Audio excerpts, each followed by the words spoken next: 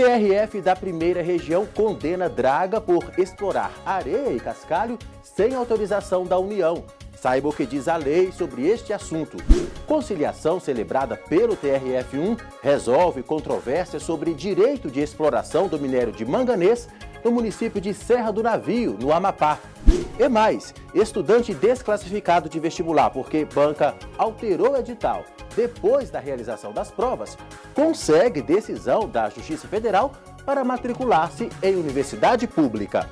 Acompanhe a partir de agora no Inteiro Teor, um programa do Tribunal Regional Federal da Primeira Região.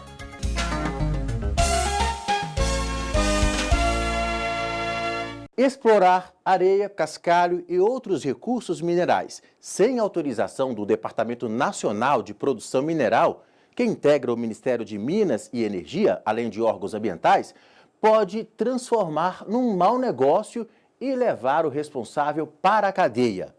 A Lei de Crimes Ambientais prevê até 1 ano de prisão para quem insistir na prática e for flagrado pela fiscalização. Os casos geralmente vão parar na Justiça Federal, que tem confirmado o enquadramento das práticas como crimes ambientais.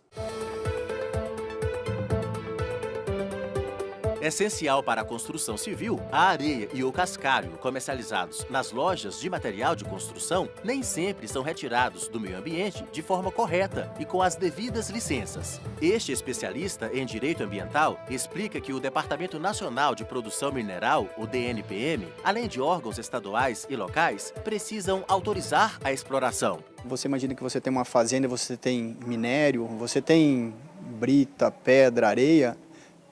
Aquele produto não é seu, aquele produto é um produto da União, na verdade. Então tem que se fazer os pedidos e tem que atender toda essa questão, fazer o licenciamento.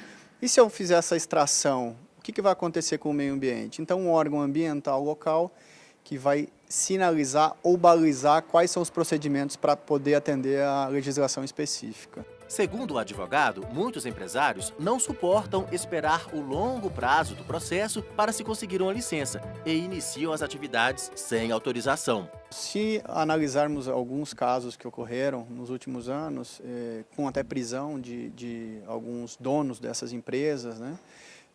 O empresário suporta 1 mês, 6 meses, 1 ano. Depois de um certo limite, ele não consegue mais suportar porque ele já comprou equipamento, já fez investimento, tá? E acaba fazendo a extração. E fazendo a extração, alguém acaba fazendo a denúncia e, infelizmente, ele vai responder criminalmente por isso. Quem insiste na exploração de areia, cascalho e outros minerais sem nenhum tipo de permissão pode ser penalizado de acordo com a Lei de Crimes Ambientais. A norma prevê prisão de 6 meses a 1 ano, mais multa, para quem extrair recursos minerais sem autorização, permissão, concessão ou licença da União. Essa pena, dependendo do caso e também da situação do réu, se primário ou não, pode ser substituída por outras sanções, como a restrição de direitos, por exemplo. Mas o condenado também pode ser obrigado a promover medidas para recuperar as áreas degradadas. E os prejuízos causados no caso de exploração irregular de areia, cascalho e outros minerais realmente não são poucos. No primeiro momento, né, dependendo da localização dessa draga, se não for numa área de rio, né, se não for submersa até, pode causar o assoreamento, né, tanto a aquática também, né, no leito do rio, supressão de vegetação, né, pode afetar o lençol freático, né, e águas subterrâneas, causando aí uma perca, né, na área de recarga de aquífero e que vai repercutir, sem dúvida alguma, sobre toda a sociedade, sobre toda a coletividade. Há casos de exploração irregular que podem até ir parar na Justiça, como um que foi analisado pela 3ª turma do Tribunal Regional Federal da Primeira Região, em Brasília. Ao examinar recurso apresentado por uma empresa de Minas Gerais e pelo responsável por ela, condenados por retirar a areia do leito de um rio sem autorização da União, a 3ª turma do TRF1 confirmou a condenação dos réus por crime ambiental. Os magistrados seguiram o voto da relatora, desembargadora federal Mônica Cifuentes, para quem a aplicação da legislação sobre o meio ambiente, em casos assim, tem também uma função pedagógica. As pessoas, através dessas condutas ilícitas que os outros praticam e que são penalizados, eles ficam mais conscientes da importância de, antes de fazer qualquer atitude dessa, porque, veja bem, o que é penalizado não é a retirada do cascalho, nem a retirada da areia. O que é penalizado é a retirada sem a licença ambiental. Porque, obviamente, o órgão responsável, fazendo a análise de onde os locais em que essa areia pode ser tirada e fazendo a análise do impacto disso no meio ambiente, ele pode conceder uma autorização, né? E a pessoa munida dessa autorização, ela não estará cometendo nenhum crime. Vai cometer crime aquele que explora sem a autorização do órgão competente. E a população pode ajudar no combate à exploração das atividades degradadoras do meio ambiente, como as desempenhadas pelas dragas ilegais. Basta denunciar. O sujeito, no primeiro momento, ele pode falar, não, está cometendo lá, isso não interessa a mim. Pelo contrário, vai impactar todo o meio ambiente, vai acabar refletindo sobre toda a sociedade.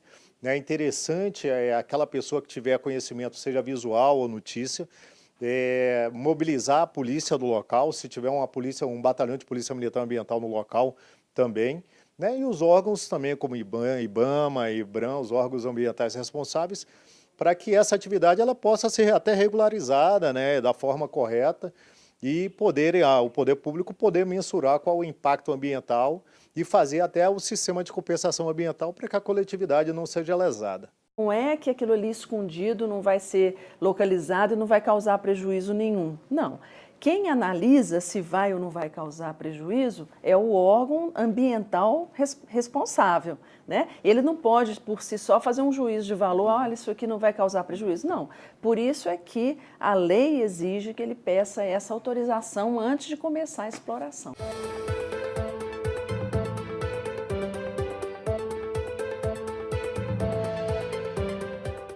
E depois do intervalo, vamos mostrar o resultado de uma conciliação intermediada pelo TRF1 envolvendo órgãos públicos e uma empresa do setor de mineração no Amapá.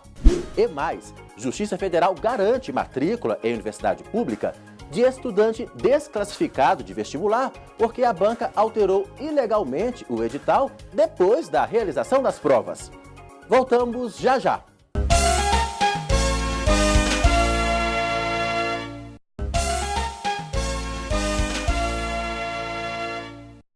Estamos de volta com o Inteiro Teor, agora destacando uma conciliação que foi intermediada pelo TRF da Primeira Região e resultou no fim de uma controvérsia sobre o direito de exploração do minério de manganês no município de Serra do Navio, no Amapá.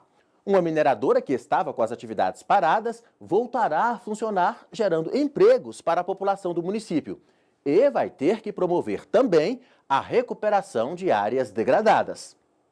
No telão, as partes envolvidas na conciliação tiveram uma ideia de como está a mineração de manganês no município de Serra do Navio, que tem pouco mais de 5.000 habitantes e localiza-se a cerca de 203 quilômetros da capital do Amapá, Macapá. Pilhas de rejeitos se acumulam, agredindo o meio ambiente. E a economia da cidade também ficou prejudicada desde que uma decisão da Justiça do Estado conferiu indevidamente o direito de exploração dos resíduos a outra companhia que não detinha autorização do Departamento Nacional de Produção Mineral. A mineradora Indústria e Comércio de Minérios S.A., conhecida como ICOME, verdadeira titular do direito de exploração do minério de manganês, entrou com um processo na Justiça Federal e conseguiu comprovar que é a verdadeira detentora dos direitos de exploração. E pediu ajuda ao Núcleo de Conciliação do Tribunal Regional Federal da Primeira Região para conseguir voltar a explorar a área. A empresa justificou o pedido de conciliação porque ela não está conseguindo cumprir a decisão judicial transitada em julgado. E há questões políticas internas no próprio Estado e que não dá permitindo que ela faça esse cumprimento dessa decisão judicial transitada em julgado. Esse processo já tem quase 30 anos, a empresa explora isso há 50 anos e parou de explorar. E o que ela quer? Ela quer cumprir o que ela foi determinado, só que havia vários impedimentos. E aí ela veio pedir, nós trouxemos, eu mandei para a AGU fez um estudo e comuniquei a realização da audiência de conciliação. Convidei, porque efetivamente não estão nos autos, os representantes dos órgãos públicos, a Prefeitura, o Estado do Amapá, enfim, a Prefeitura da Serra do Navio e o governador do Estado do Amapá. Em audiência que durou pouco mais de 4 horas, o caso, que poderia se arrastar por até 5 anos na Justiça, foi resolvido. Para retomar as atividades, a empresa comprometeu-se a retirar os rejeitos e a criar projetos de compensação ambiental em Serra do Navio. Mas será fiscalizada quanto ao cumprimento destas e outras obrigações que foram acertadas na conciliação. Essa audiência traz benefícios, sobretudo para o município, para os munícipes. Um município que tinha uma situação social privilegiada, mas que com a finalização da exploração minerária lá teve realmente uma queda muito grande nesse padrão. E com essa possibilidade agora de uma retomada da exploração dos rejeitos por 5 anos, o município poderá retomar um crescimento. Para a União também é importante, pacifica a questão lá e também avança em algo que também é interessante, muito interessante para a União, que é o tratamento do rejeito. O município de Serra do Navio, que foi representado na audiência pelo prefeito Elson Belo, se comprometeu a criar um fundo para que 5% do faturamento da empresa nele seja depositado. O dinheiro vai ser investido na cidade. O resultado dessa audiência de conciliação, que foi coordenada pela desembargadora Maria, é de extrema importância para nós, fazer com que Serra do Navio tenha novas alternativas. E a gente aproveitar também que do fruto dessa reunião, que eu posso assim dizer, a empresa assim beneficiada vai poder voltar a comercializar e o município poder arrecadar, assim como o Estado e a União. E a gente transformar esses recursos nessas prioridades que o município requer. Segundo o diretor executivo da mineradora Icome, a empresa está consciente das responsabilidades dela e se esforçará para cumpri-las. Esse acordo hoje é muito importante para a gente, que vai garantir agora uma segurança para o retorno das nossas atividades e com isso beneficiar todo o estado do Amapá e principalmente o município de Serra do Navio, que é uma cidade com bastante carência hoje no estado e que a gente tem plena consciência das nossas obrigações e também do quanto que as nossas operações lá vai ser benéfico para toda a população daquela cidade. E agora vamos falar sobre seleções públicas. O TRF da Primeira Região determinou que um candidato ao vestibular da Universidade Federal do Amapá seja incluído na lista de aprovados.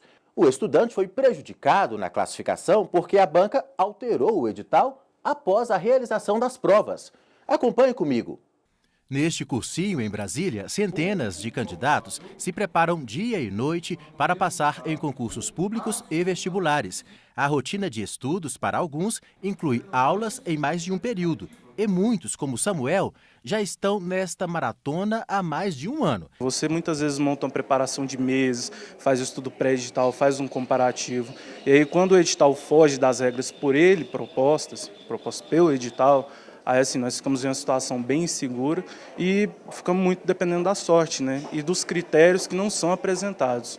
Quando há alterações para fazer no conteúdo ou nas regras da seleção, geralmente outro edital precisa ser publicado.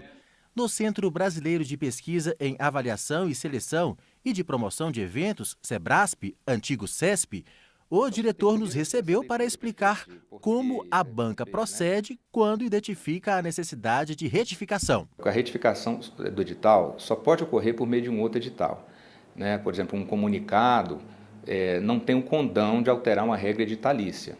Tá? Somente um novo edital pode retificar o edital anterior. Normalmente, quando a gente retifica, a gente não republica tudo, a gente só retifica o item específico que está com defeito, digamos assim, o que tem algum viés, algum problema. E tem um prazo para que estas alterações sejam feitas e divulgadas. Que isso tem que ser feito preferencialmente antes do início das inscrições. E, se não for possível, pelo menos antes do término das inscrições, porque se você está alterando uma regra editalícia, o candidato pode não querer se inscrever, ou então alguém que não quis se inscrever agora passou a se interessar. E essa mudança de regras no meio do jogo pode prejudicar os candidatos, seja na busca de uma vaga no serviço público ou em instituição federal de ensino, como aconteceu com o concorrente do vestibular de engenharia elétrica da Universidade Federal do Amapá. Ele alegou na Justiça que teve a classificação alterada e, por isso, perdeu a vaga, porque a banca mudou o edital várias vezes após a realização das provas. O caso dele foi parar no Tribunal Regional Federal da Primeira Região. A sexta turma do tribunal confirmou uma sentença da Justiça Federal do Amapá que havia sinalizado pela ilegalidade das alterações e determinado a inclusão do estudante na lista de aprovados. Segundo o relator, desembargador federal Cássio Nunes Marques, pela jurisprudência da Justiça Federal, só se admite alteração das regras do concurso se houver modificação na legislação que disciplina a carreira pública ou graduação. Este advogado, especialista em direito administrativo, que também acompanha a preparação de alunos para concursos públicos, explica que os editais devem ser seguidos à risca pela administração pública, assim como pelos candidatos, e que alteração de regras depois da realização das provas é ilegal. O edital ele vincula tanto a administração como também vincula também o candidato. Então o candidato ele se submete às regras do edital, às regras editalícias. Então ele estuda, certo, todo aquele edital, ele acompanha todos os andamentos do edital. Então qualquer alteração, na minha opinião, certo, posterior à aplicação das provas, tá, para mim é totalmente eivado e difícil. Para que o candidato não seja prejudicado, o advogado dá a dica. O candidato ele tem que estar atento, ele é o maior interessado, não é isso? Então ele tem que estar atento, né, ao site da banca examinadora e ver qualquer alteração editalícia que porventura vier a ocorrer. E se porventura aquela alteração prejudicar o candidato, ele tenta administrativamente entrar em contato com a banca examinadora, certo? Se porventura não obter êxito, seria o caso de uma judicialização. E a gente fica por aqui. Não se esqueça, você pode acompanhar as reportagens do Inteiro Teor e outras notícias do TRF da Primeira Região, também no nosso portal e no YouTube. E estamos também no Facebook e no Instagram. Obrigado por sua companhia e até o próximo programa.